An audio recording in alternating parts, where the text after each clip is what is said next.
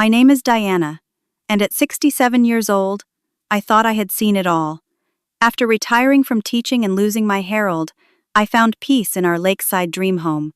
My son Thomas and his new wife Amanda seemed perfect together until that moonlit night when I saw her by the water. A suitcase splashed into Lake Morrison, and what I discovered inside would shatter everything I believed about my family. Before I tell you what happened that night, let me know where you're watching from and hit that subscribe button because what I discovered changed everything I thought I knew about family. For 40 years, I taught English literature at Pine Grove High School. The students kept me young at heart, even as silver strands gradually replaced my auburn hair. I loved guiding young minds through the works of Shakespeare and Steinbeck, watching understanding dawn across their faces. Teaching wasn't just my career, it was my calling. Harold always said I was born to nurture, whether it was students, or our garden, or our beloved son. Harold and I had been high school sweethearts. We married right after college and built a life together brick by brick. He worked as an architectural engineer designing buildings while I shaped minds. We complemented each other perfectly, his practical nature balancing my more emotional approach to life. Our plan was always to retire by the lake. We'd spent 20 years saving for our dream cabin on Lake Morrison, with its crystal waters and pine-scented air. 18 months ago, Harold suffered a massive heart attack while working in our garden. One moment, he was planting tomatoes, smiling in the sunshine, and the next, he was gone. Just like that, 40 years of marriage ended, leaving me adrift in a world suddenly too quiet and too empty. Thomas was our only child born after years of trying. From the beginning, he was a sensitive, artistic boy, with his father's thoughtful eyes and my creative spirit. He grew into a talented graphic designer with a generous heart.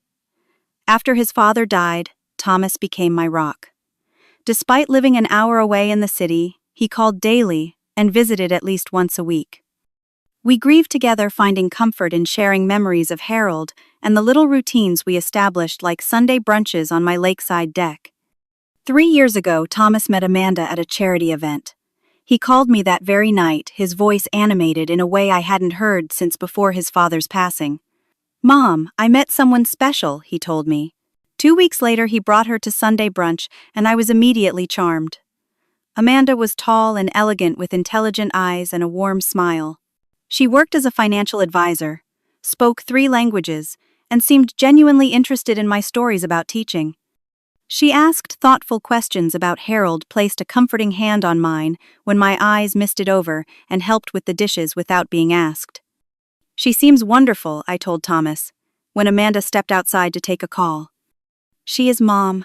She really is," he replied, his eyes following her with such adoration that it warmed my heart. After losing Harold, seeing my son happy again felt like the first ray of sunshine after a long winter. Over the next year, Amanda became a regular at our Sunday brunches. She brought homemade muffins, remembered how I liked my coffee, and always arrived with thoughtful little gifts like lavender hand cream or books by my favorite authors.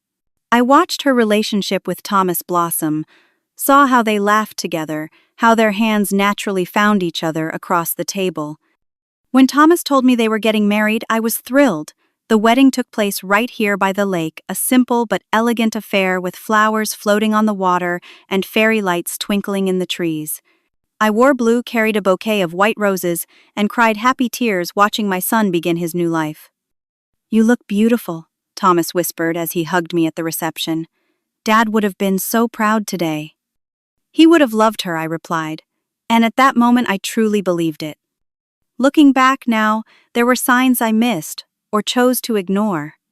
Small moments when Amanda's smile didn't quite reach her eyes. The way she would squeeze Thomas's arm a little too hard if he spoke over her. How she checked his phone when he left it on the table. But these moments were so brief, so easily dismissed against the backdrop of her otherwise perfect behavior.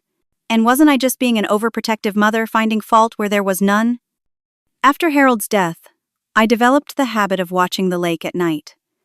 There was something soothing about the moonlight on the water, the gentle lapping of waves against the shore. I would sit by my bedroom window with a cup of chamomile tea, sometimes for hours, finding peace in the stillness. It became my way of processing grief, of talking silently to Harold, of making sense of a world without him. This nightly ritual would later become the reason I discovered the truth about Amanda. But in those early days sitting by my window, all I felt was gratitude that my son had found someone to share his life with, someone I trusted and welcomed into our family with open arms. If only I had looked closer. If only I had trusted the small voice of unease that occasionally whispered beneath my happiness.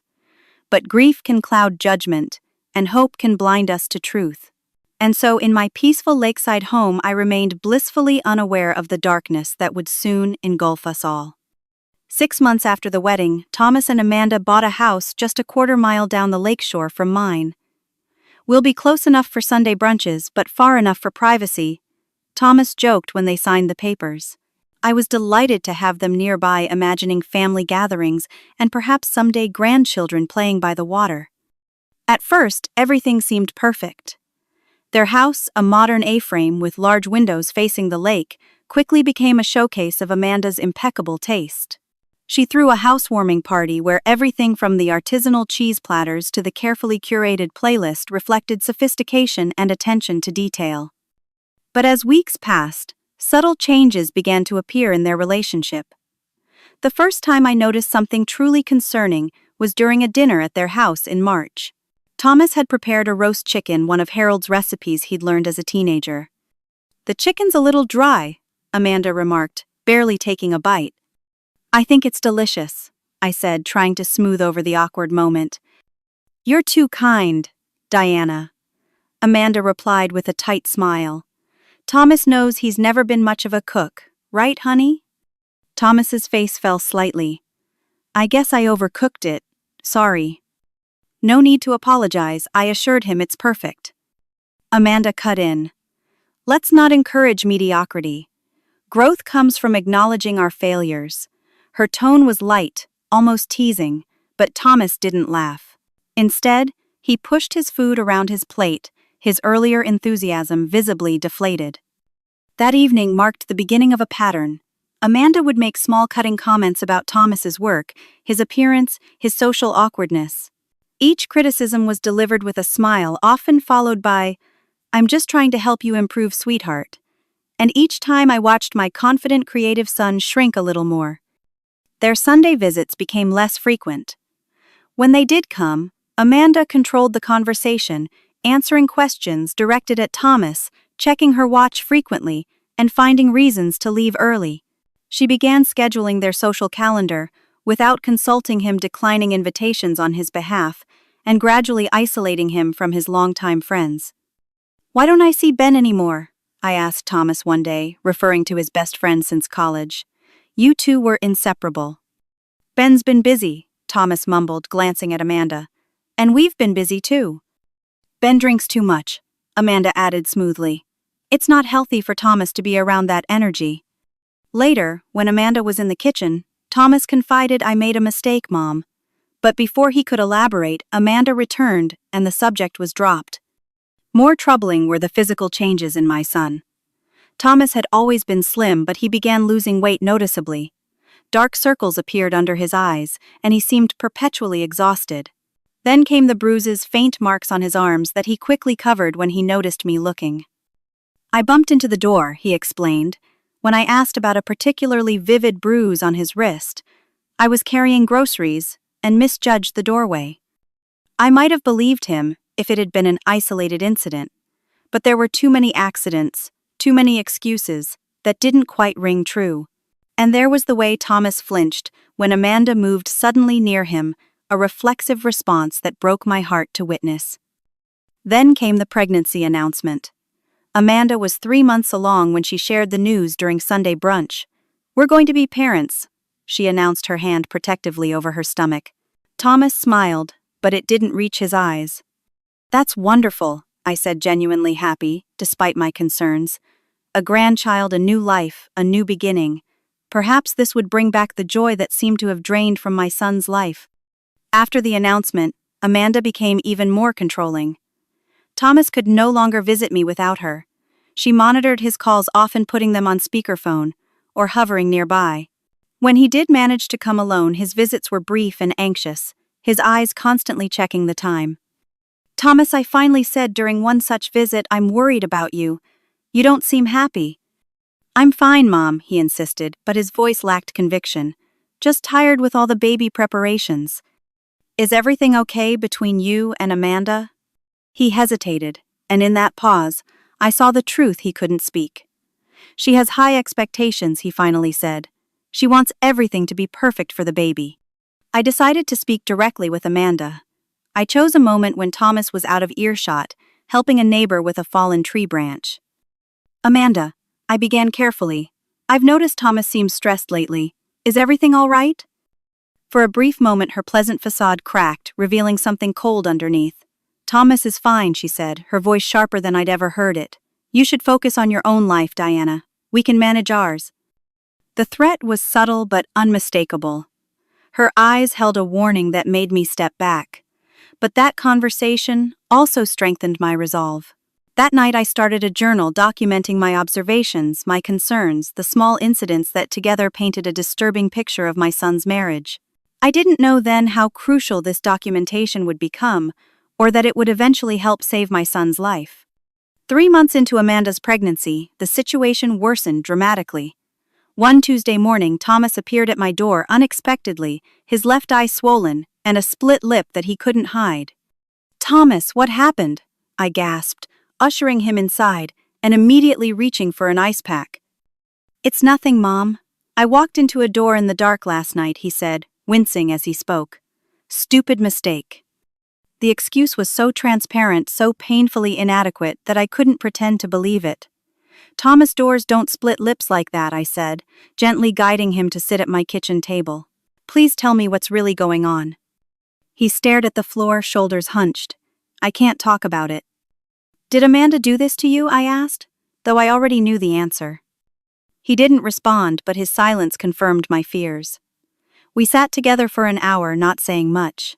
I made him checked his injuries, and tried to convey without words that he was safe with me, that he could tell me anything. But when his phone buzzed with a text from Amanda, he immediately stood up. I have to go. She needs me to pick up some groceries. Thomas, you don't have to go back there, I said, holding his hand. You can stay here. He shook his head. It's not that simple, Mom. You don't understand. After he left, I spent hours researching domestic abuse against men. I learned how underreported it is, how stigmatized, how victims often feel ashamed and isolated. I read about the cycle of abuse, the manipulation tactics, the way abusers gradually separate their victims from support systems.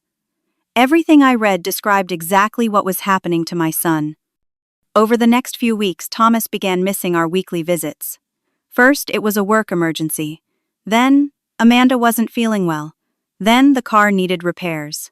Each excuse sounded hollow, and each absence increased my worry. When they did visit, the tension between them was palpable. Once, while helping Thomas carry drinks from the kitchen, I overheard an argument between him and Amanda in the guest bathroom.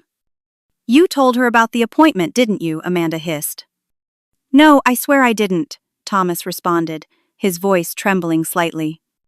Don't lie to me. She asked about finances. How would she know unless you told her? Mom was just making conversation. She doesn't know anything. A sharp sound followed like a slap, then silence. When they emerged, Amanda was smiling, and Thomas was subdued, a red mark visible on his cheek that hadn't been there before. Amanda's behavior became increasingly erratic. I noticed her taking secretive phone calls, stepping outside or into another room, her voice too low to hear. Several times she mentioned lunch meetings or prenatal appointments. But when I innocently called the obstetrician's office to send flowers, they had no record of her visiting that day. Then came the incident with the photo albums. I had kept Thomas's childhood albums, meticulously filling them with photos, school certificates, birthday cards, and mementos.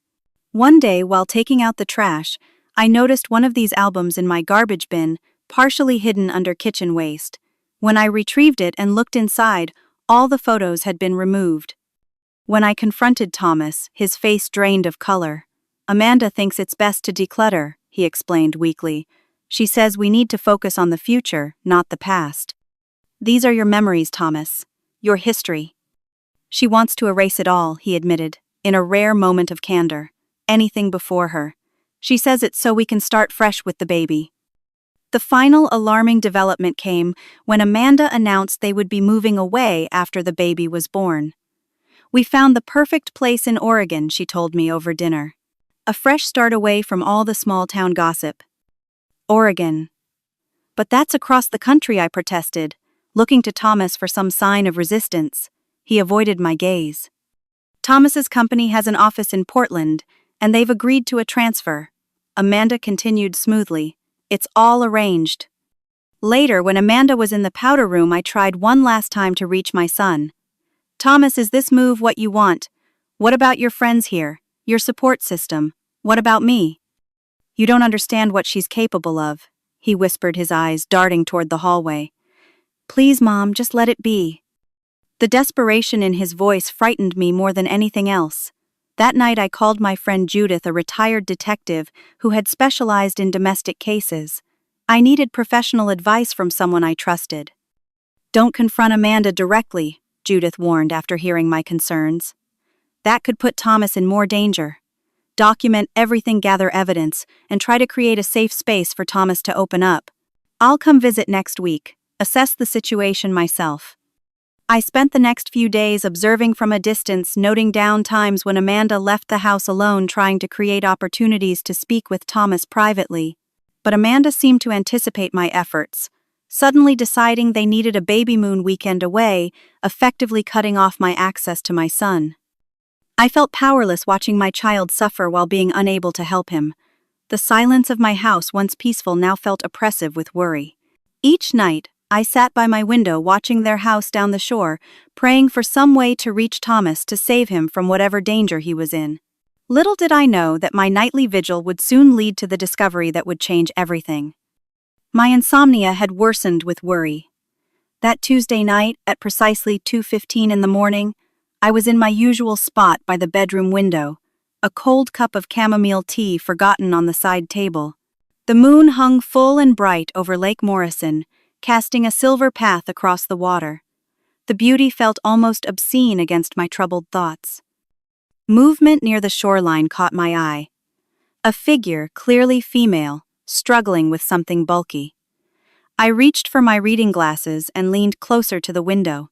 The moonlight illuminated her face clearly as she looked up toward the road, and my breath caught. Amanda. She was dragging a large suitcase, the kind with wheels and an extending handle.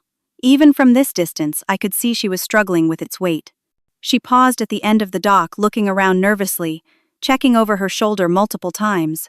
Then, with a final heave, she pushed the suitcase off the dock. It hit the water with a splash that seemed unnaturally loud in the night silence. For one horrifying moment, a thought too terrible to articulate flashed through my mind. The suitcase's size, Thomas's recent absence, the suspicious bruises. My heart raced and nausea rose in my throat. Amanda stood watching the suitcase for a moment as it began to sink. Then she turned and hurried back up the path toward the road where her car must have been parked. She never looked in the direction of my house. I remained frozen by the window, my mind racing. Should I call the police? What would I tell them? That my daughter-in-law dumped a suitcase in the lake at 2 a.m, without evidence, without certainty of wrongdoing. Would they take me seriously? No, I needed to see for myself. I needed to know what was in that suitcase before I involved authorities. What if it was just old clothes documents she wanted to dispose of? I would look paranoid, possibly damaging any chance of helping Thomas in the future. I waited until Amanda's car lights disappeared down the road. Then, hands trembling, I changed from my nightgown into jeans, and a sweatshirt, grabbed a powerful flashlight Harold had kept for emergencies, and made my way down to the shore. The night air was cool against my skin, the silence broken only by the gentle lapping of water against the shoreline and the distant call of a night bird. The dock creaked under my weight as I walked to its edge, shining my flashlight across the water. There, about 15 feet from shore, I could see the dark shape of the suitcase partially submerged. It hadn't fully sunk yet, perhaps caught on something underwater or containing items that floated. Without allowing myself to reconsider, I kicked off my shoes, placed the flashlight on the dock, pointing toward the suitcase, and waded into the lake. The cold water took my breath away as it rose past my knees, then my waist. At 67, I wasn't as strong as I once was, but determination pushed me forward. I reached the suitcase and grabbed its handle, surprised by its weight, as I began dragging it toward shore. That's when I heard it. A faint sound coming from inside the suitcase.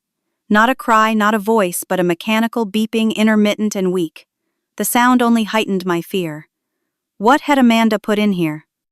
By the time I dragged the waterlogged suitcase onto the pebbly shore, I was soaking wet and shivering more from adrenaline than cold.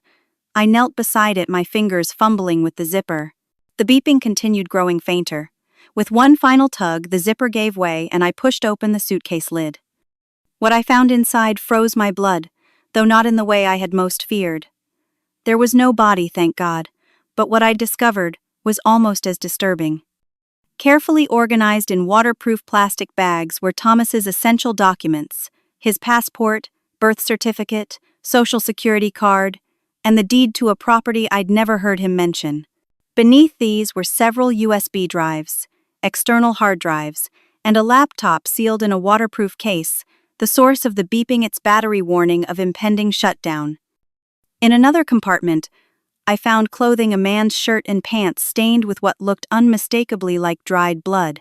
My hands shook as I carefully moved these aside, revealing a leather-bound journal with Thomas's initials embossed on the cover.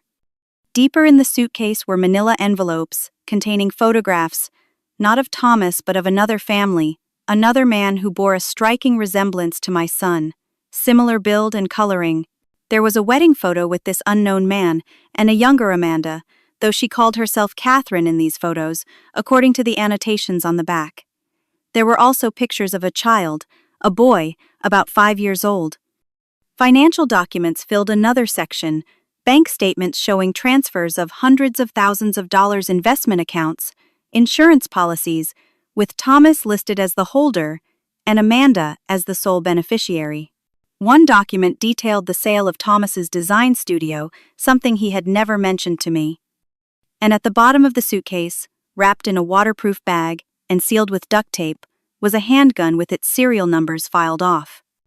My hands trembled as I carefully examined each item, taking photos with my phone, trying to make sense of what I was seeing.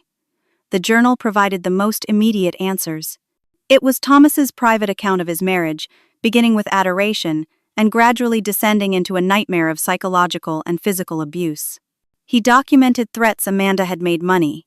She had coerced him into transferring, and most disturbing of all, her plans after the baby was born. There was no baby. Amanda had faked the pregnancy as part of an elaborate scheme. According to Thomas's journal, her plan was to stage a miscarriage, use his grief to isolate him further, transfer all his assets to accounts only she controlled, and then disappear, leaving him emotionally and financially destroyed. But the journal revealed something even more terrifying. Thomas had discovered Amanda's true identity. Her real name was Sophia Blackwell, and this wasn't her first identity or her first husband. The photos were evidence of her previous life, her previous victim, a man who had mysteriously drowned during a boating accident after changing his will in favor of his wife. The last entry in the journal was dated just 2 days earlier. If anything happens to me, the truth is in this suitcase. S found out I know about Kansas City. She's not pregnant, never was. Says no one will believe me. Says I'll have an accident like Peter did. Mom, if you're reading this, I'm sorry. I should have listened to you. I was trying to get evidence to the police. I love you. My blood turned to ice. Thomas knew he was in danger. He had been gathering evidence, planning to expose Amanda or Sophia, whatever her real name was. And now the evidence was in my hands, and my son was alone with a woman who had already killed once. I needed to act quickly. I gathered everything back into the suitcase except the journal and the laptop, which I took with me to the house. There, with shaking hands, I plugged in the laptop, praying it would still function after its partial submersion. To my relief, it powered on, protected by its waterproof case. The laptop contained even more damning evidence. Emails between Amanda and an unknown accomplice discussing their scheme, the timeline for emptying Thomas's accounts and chilling references to taking care of loose ends, and the lake house problem, which I realized with horror referred to me. As dawn broke over Lake Morrison, I finally understood the full scope of the danger my son was facing. This wasn't just abuse or fraud. This was a methodical plan that would culminate in my son's death, with me potentially next on the list. The suitcase in the lake was Amanda attempting to dispose of the evidence Thomas had collected. But why had I heard beeping? Had she not realized the laptop was still powered on? Had she been in too much of a hurry to check? Questions raced through my mind as I frantically tried to call Thomas. His phone went straight to voicemail. With each unanswered call, my panic grew. I needed help, professional help, before it was too late. With trembling fingers, I dialed Judith's number. Despite the early hour, she answered on the second ring. "Diana, what's wrong?" "It's Thomas. He's in danger, serious danger." My voice broke as I tried to explain about the suitcase, the evidence, the real identity of the woman my son had married. "Don't touch anything else," Judith instructed, her voice shifting to the professional tone I remembered from her detective days. "I'm 3 hours away. I'll start driving now, but you need to call the local police immediately." "What if they don't believe me? What if Amanda convinces them I'm just a interfering mother-in-law? She's very persuasive, Judith." "Take photos of everything. Start with the journal, the most incriminating documents. Send them to me as you take them. I'll contact some former colleagues while I drive." I followed her instructions, methodically photographing each piece of evidence before carefully returning it to the suitcase. I sent the images to Judith in batches, each one more disturbing than the last. Diana. Judith called back 30 minutes later. My contact ran the name Sophia Blackwell through the system. "There are flags on this name in connection with 3 separate fraud investigations and 1 open case for questioning in relation to a suspicious death in Missouri. This is serious. Are you absolutely certain Thomas is at the house with her?" "His car is there. He hasn't answered his phone all night." "I'm going to arrange for local police to do a welfare check, but it will take time to convince them of the seriousness without revealing that you have evidence that may have been obtained unconventionally. Stay put until I get there." But I couldn't stay put. Not with Thomas's last journal entry haunting me. Not with the knowledge that the woman who called herself Amanda had already been linked to 1 death. Not with the image in my mind of that blood-stained clothing in the suitcase. I tried Thomas's phone again and again as the minutes crawled by, each call going straight to voicemail. By 6:30 in the morning, I couldn't wait any longer. I put the most crucial evidence, the journal and a hard drive, into my purse, grabbed my car keys, and drove the quarter-mile to Thomas and Amanda's house. The driveway was empty, except for Thomas's car. Amanda's was nowhere to be seen. The house stood silent, curtains drawn despite the dawning day. I knocked at the front door, then rang the bell calling Thomas's name. No response. I tried the door handle, not really expecting it to be unlocked, but to my surprise, it turned easily in my hand. The door swung open to reveal a house in disarray, so unlike Amanda's usually immaculate standards. A lamp lay shattered on the living room floor. A chair was overturned. In the kitchen, a coffee mug lay broken in a puddle of dark liquid.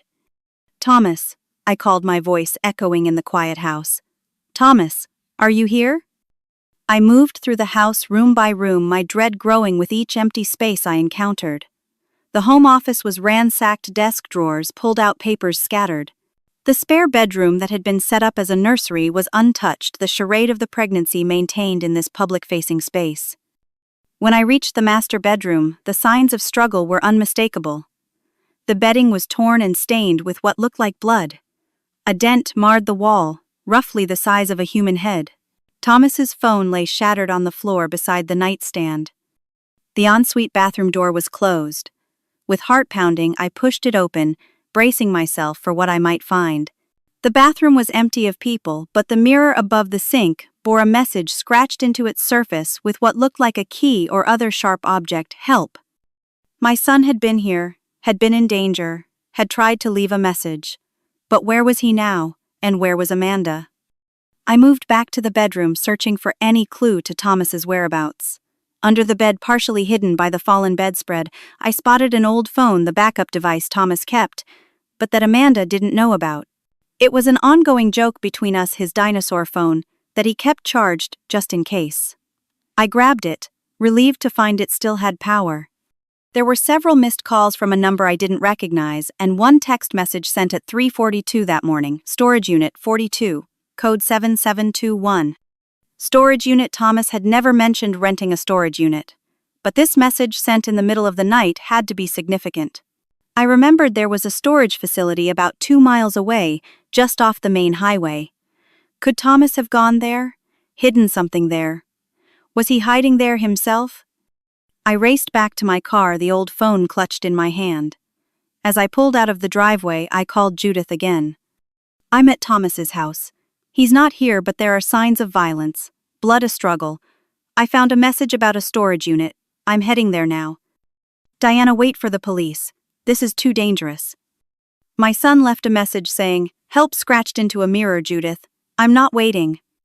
The storage facility was a series of single-story buildings divided into individual units with roll-up doors surrounded by a chain-link fence. I punched the code from the text message into the keypad at the entrance, and the gate slid open with an electronic buzz. Unit 42 was toward the back of the complex. Its door was secured with a combination padlock. I tried the same code, 7721, and felt a surge of relief when it clicked open. I pulled up the door to reveal a small space containing several cardboard boxes, a filing cabinet, and a worn leather armchair. On the chair was a manila envelope with "Mom" written across it in Thomas's handwriting. Inside were USB drives similar to those in the suitcase, a letter explaining that these contained backup copies of all his evidence against Amanda, divided by Sophia, and most chillingly a series of audio recordings he had secretly made of her, threatening him. "If you ever try to leave me, they'll find pieces of you in this lake," Amanda's voice said clearly in one recording. "I've done it before, I can do it again. Nobody ever suspects the grieving widow." I was listening to the third recording when my phone rang, an unknown number. With shaking hands, I answered. "Hello. Is this Diana?" A woman's voice, cold and familiar. "Yes. Who is this?" "I think you know exactly who this is. And I think you know what I have." "Where is my son?" I demanded, struggling to keep my voice steady. "Safe for now. But that can change very quickly." Amanda, or Sophia, whatever her name really was, spoke with a calm confidence that chilled me. "You have something that belongs to me." "I don't know what you're talking about." I tried to stall my mind racing. "Don't play stupid, Diana. It doesn't suit you. I know you retrieved the suitcase from the lake. I have a security camera on my dock. Sloppy of me not to check the footage sooner, but I've been busy." A cold weight settled in my stomach. She had been watching, had seen me drag the suitcase from the water. "If you want to see your son alive again, you'll bring everything back to the lake. My dock. Midnight tonight. Come alone. No police or Thomas has a tragic accident. Do we understand each other?" "I want to speak to Thomas. Let me know he's alive." There was a pause, then muffled sounds of movement. Then Thomas's voice, weak but unmistakable. "Mom, don't come. She's going to kill us both." Amanda's voice returned. "How touching. Midnight Diana. Everything that was in that suitcase. Don't be late." The call ended, leaving me in silence, broken only by the sound of my own ragged breathing. My son was alive, but for how long? And what would happen when I brought the evidence to Amanda? She would have no reason to keep either of us alive once she had what she wanted. I had 6 hours until midnight. 6 hours to figure out how to save my son, how to outsmart a woman who had apparently made a career of manipulating and murdering. I gathered the materials from the storage unit and drove back to my house, my mind working frantically to formulate a plan that wouldn't end with both Thomas and me dead in Lake Morrison. The moment I returned home, I called Judith. "She has Thomas," I said without preamble. "She wants the evidence at midnight, at her dock." "Diana, listen to me carefully," Judith replied, road noise in the background as she continued driving toward Lake Morrison. "I'm still 2 hours away. I've spoken to the local police, but they're being cautious. Without concrete proof of immediate danger, they won't act quickly." "We don't have time for caution. She's going to kill him, Judith." "I know. That's why we need a plan. Are there recording devices in the house? Anything we could use to document the meeting?" Harold had been something of a technology enthusiast before his death. In the basement office, I found his old digital recorders, small enough to be hidden in a pocket, and a set of wireless earbuds with a built-in microphone. "Perfect," Judith said, when I described them. "Here's what we do. You wear the recorder and the earbuds. I'll stay on the line with you, but won't speak unless necessary. You'll bring the evidence as she asked, but you'll have backup. I'm contacting a former colleague who lives 40 minutes from you. He'll be positioned near the dock out of sight." She said to come alone. She'll be watching. She'll be watching for obvious police presence. Mike is retired, and he knows how to stay hidden. He'll be there as insurance, but our goal is to get her to incriminate herself on tape. Once we have that combined with the evidence you already have, we can force the police to act immediately. We spent the next hour going over the plan in detail. I would arrive at the dock exactly at midnight carrying the suitcase with all the original evidence. I would engage Amanda in conversation, try to get her to admit to her crimes, her real identity, her plans for Thomas, all while appearing appropriately terrified and compliant. What she wants is the evidence, Judith reminded me. So she'll likely keep Thomas alive until she has everything. That gives us a window of opportunity. But Diana, you need to understand the risk. This woman is dangerous, possibly a murderer.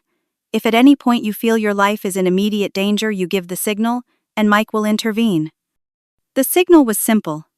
Harold always loved this lake, upon hearing that Mike would approach armed and ready to intervene. As midnight approached, I changed into dark clothes that wouldn't restrict movement, secured the recording devices, and gathered the suitcase of evidence. I had made duplicate copies of everything hidden in a location only Judith knew about. If something happened to me, the truth about Amanda would still come out. The drive to Thomas and Amanda's house felt surreal, the quarter-mile stretching infinitely in the darkness. The moon was hidden behind clouds now, the lake, a vast black void.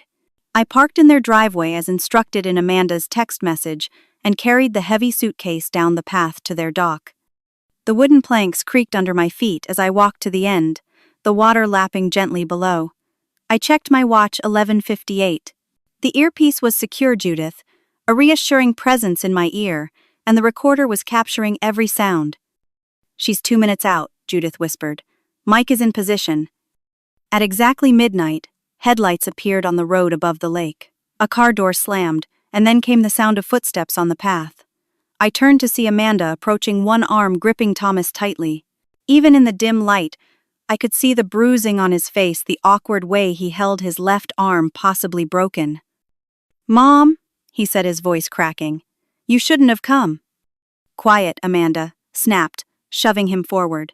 In her right hand, partially concealed by her jacket, was the outline of what could only be a gun. "Did you bring everything, Diana?" I gestured to the suitcase at my feet. "It's all here, everything from the lake." "And the copies? I know you made copies." "There are no copies," I lied, hoping my voice sounded steadier than I felt. I was too frightened to think of that. Amanda laughed, a harsh sound without humor. The concerned mother. "How touching. Open the suitcase. Show me." I knelt and unzipped the suitcase, displaying its contents. Amanda pushed Thomas toward me and approached, her gun now visible. "Stand back, both of you." She began rifling through the suitcase, checking each item methodically, her face illuminated by a small flashlight she held between her teeth. I put my arm around Thomas, feeling him trembling beneath my touch. "It's going to be okay," I whispered. "No, it's not," he replied so softly. I barely heard him. "She's going to kill us both, once she has what she wants." "All here," Amanda said, zipping the suitcase. "Very cooperative of you, Diana. But then you've always been so accommodating, haven't you? The perfect mother-in-law. So trusting, so easily fooled." "Why are you doing this?" I asked, needing to get her talking to create evidence. "Why Thomas?" "Why not Thomas? Decent, looking, successful. No family except an aging mother, easily manipulated. The perfect target." Her casual cruelty made my blood boil, but I kept my expression neutral. "And the baby? Was that ever real?" "Of course not. A convenient fiction. Nothing ties a man to you like the belief he's going to be a father." "You've done this before," I said, not a question but a statement. Amanda's eyebrow raised slightly. You've been thorough in your snooping, haven't you? Yes, Thomas wasn't my first, nor will he be my last. Different names, different cities, same result. Men are so predictable. Show them attention, make them feel special, and they hand over everything, their money, their lives. Like Peter in Kansas City. Amanda's eyes narrowed. You know about Peter, then you know what happens next. She gestured with the gun toward the end of the dock. Both of you move. Into the water. Amanda, I said, trying to sound frightened rather than angry, please don't do this. We won't tell anyone. You can take the money, disappear. And live looking over my shoulder. No thank you, Diana. Besides, accidents happen on lakes all the time. A night swim gone wrong. A tragic double drowning. So sad. As we moved toward the end of the dock, I caught Thomas's eye and gave him the slightest nod. We had managed a few whispered words while Amanda was checking the suitcase enough for him to understand that we weren't alone. I know who you really are, Sophia Blackwell, I said loudly, making sure the name was captured clearly by the recorder. Amanda froze momentarily, then laughed. Sophia, Amanda, Catherine, Jessica. Names are interchangeable, disposable, like the men who fall for them. The police know about Missouri, and Arizona before that. They know about the insurance money and the convenient accidents. The police don't know anything she snapped, but a flicker of uncertainty crossed her face, and they aren't here. It's just us, a family outing gone terribly wrong. Harold always loved this lake, I said clearly, giving the signal. Then I turned to Thomas. Now, Thomas, despite his injuries, lunged forward, knocking the suitcase into Amanda. I dove to the side as the gun went off the bullet, splintering the wooden dock near my feet. Thomas grappled with Amanda, his larger frame, giving him an advantage despite his injured arm. I scrambled to my feet looking for a weapon, anything to help my son. I found a heavy flashlight secured to the dock post, the kind boaters use to guide their way home. I wrenched it free and swung it toward Amanda, just as she was bringing the gun up toward Thomas again. The flashlight connected with her wrist, causing her to cry out in pain. The gun discharged again harmlessly into the air before falling to the dock. Thomas kicked it into the water, then delivered a push that sent Amanda stumbling backward. She recovered quickly, reaching into her boot to pull out a small knife. You think this changes anything? She snarled, slashing the air between us. You're both dead. You just made it more painful. From the shore came the sound of movement, a figure approaching rapidly. Amanda whirled toward the noise, momentarily distracted. It was all the opening Thomas needed. He tackled her, both of them, falling hard onto the dock. The knife clattered away. I lunged for it, securing it just as Amanda kneed Thomas in the stomach, rolling free from his grasp. She staggered to her feet, realizing she was now unarmed and outnumbered. It's over, Amanda, I said, helping Thomas stand. The police are coming. As if on cue, sirens wailed in the distance. Amanda's face contorted with rage. She looked at the suitcase, at us, at the approaching figure of Mike from the shore, and made a desperate choice. She turned and dove off the dock into the dark water. She's escaping, Thomas shouted. No, I said, watching the ripples where she had disappeared. She's not. Blue and red lights flashed at the top of the path as police cars arrived. Mike reached us, gun drawn, identifying himself to the officers who rushed down to the dock. One officer dove into the water after Amanda, while others secured the scene and called for medical assistance for Thomas. Amanda didn't get far. The weight of her clothes, the cold water, and the officers waiting at every exit point from the lake ensured her capture. As they brought her to shore, handcuffed and dripping, she fixed me with a look of pure hatred. This isn't over, she hissed as they led her past us. Yes, I replied, my arm around my injured but alive son. It is. The evidence we had gathered, combined with the recorded confession at the dock, ensured that Amanda, or Sophia Blackwell, as she was officially charged, would face justice not just for what she had done to Thomas, but for her previous crimes as well. As dawn broke over Lake Morrison, Thomas was in an ambulance headed to the hospital, and I was giving my statement to the police. The lake that had nearly become our grave now reflected the morning light, peaceful once more, as if the night's violence had been nothing but a bad dream. The hospital lights were harsh after the darkness of the lake. I sat beside Thomas's bed while doctors treated his injuries. 3 broken ribs, a fractured wrist, extensive bruising, and a mild concussion. Physical wounds that would heal with time. "I'm sorry, Mom," he whispered, his voice rough with emotion. "I should have listened to you." "Hush now," I soothed, smoothing his hair back from his forehead the way I had when he was a child. "You have nothing to apologize for. Nothing." The doctors wanted to keep him for observation, concerned about his concussion and signs of previous untreated injuries.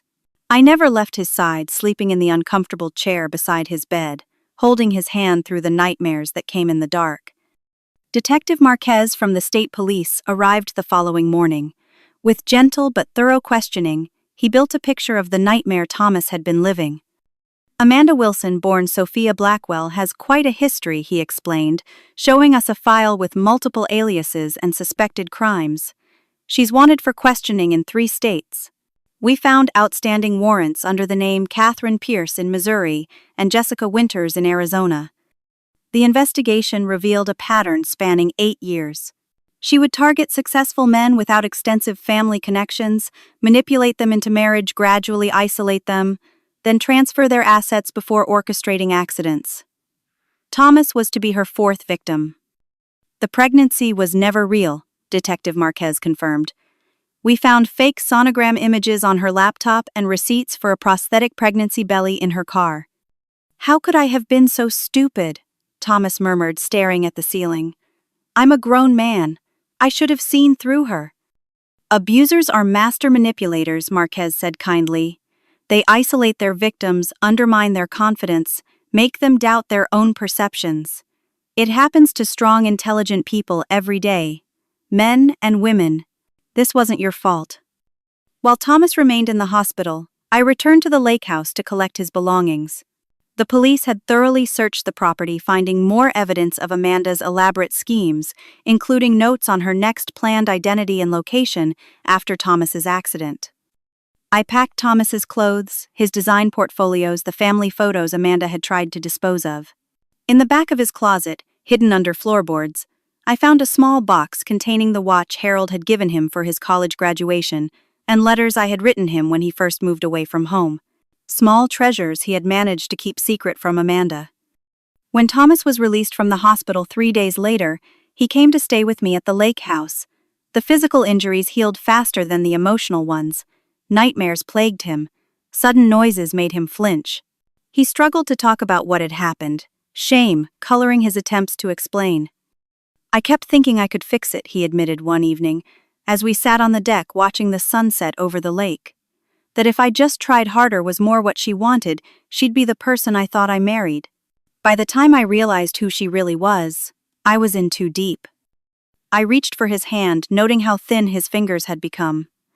"Healing isn't linear, Thomas. You'll have good days and bad days, but you're not alone in this." At my suggestion, Thomas began seeing Dr. Levine, a therapist specializing in domestic abuse. Initially reluctant, he gradually opened up in their sessions, beginning the long process of understanding what had happened to him and rebuilding his sense of self. I joined a support group for families of domestic violence survivors, learning how to best support Thomas without overstepping.